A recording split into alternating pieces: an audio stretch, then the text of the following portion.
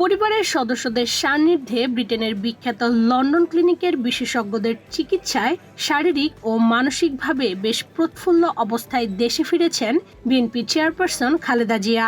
4 মাস বিদেশে কাটানোর পর গুলশানের বাসা ফিরোজায় পরিচিত পরিবেশে ফিরে মানসিকভাবে আরও চাঙ্গা হয়ে উঠেছেন তিনি। যদিও ঢাকায় ফেরার পর থেকেই পরিপূর্ণ বিশ্রামে রয়েছেন সাবেক এই প্রধানমন্ত্রী। আগামী কয়েকদিনে কমপক্ষে 8 ঘন্টা ঘুমানোর পরামর্শ দিয়েছেন চিকিৎসকরা। আকাশপথে দীর্ঘ ভ্রমণের ধকল কাটিয়ে ওঠার জন্য এমন পরামর্শ দিয়েছেন তার চিকিৎসায় গঠিত মেডিকেল বোর্ডের সদস্যরা।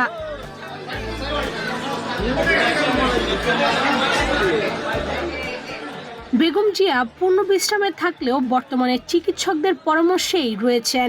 নিয়মিত তার স্বাস্থ্যের অবস্থা পর্যবেক্ষণ করছেন চিকিৎসকরা।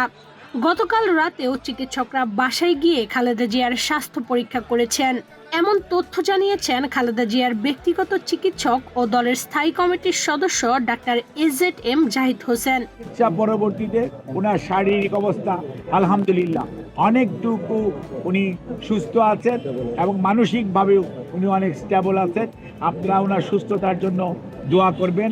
গুলশানের বাসায় বেগম খালেদা জিয়াকে সঙ্গ দিচ্ছেন 2 পুত্রবধূ ডাক্তার জোবাইদা রহমান ও সৈয়দা শামিলা রহমান। দেশে ফেরার পর 2 রাতই গুলশানের বাসভবনে শাশুড়ির সঙ্গে ছিলেন তারা। খালেদা জিয়ার গুলশানের বাসায় প্রথমবারের মতো এসেছেন বড় ছেলের বউ জোবাইদা।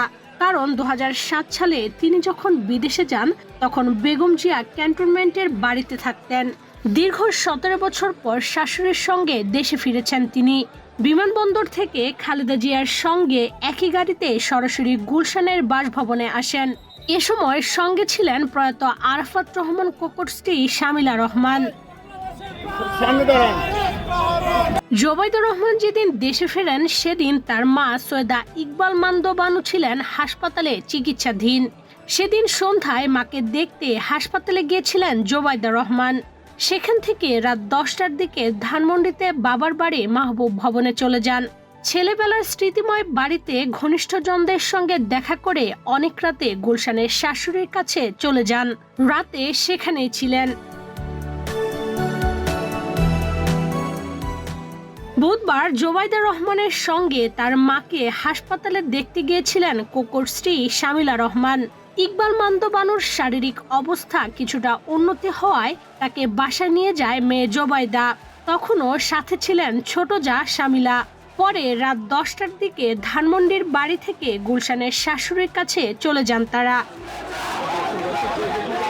এদিকে ওষুধপত্রের মতো খাবারের ক্ষেত্রেও চিকিৎসকদের পরামর্শ মেনে চলছেন বেগম জিয়া। তার জন্য খাবার আনা হচ্ছে তার ভাই ও বোনের বাসা থেকে। নিকটাত্মীয় ছাড়া কাউকে ফিরোজায় যেতে দেওয়া হচ্ছে না। দলীয় নেতাকর্মীদের সেখানে যেতে কঠোরভাবে নিষেধ করা হয়েছে।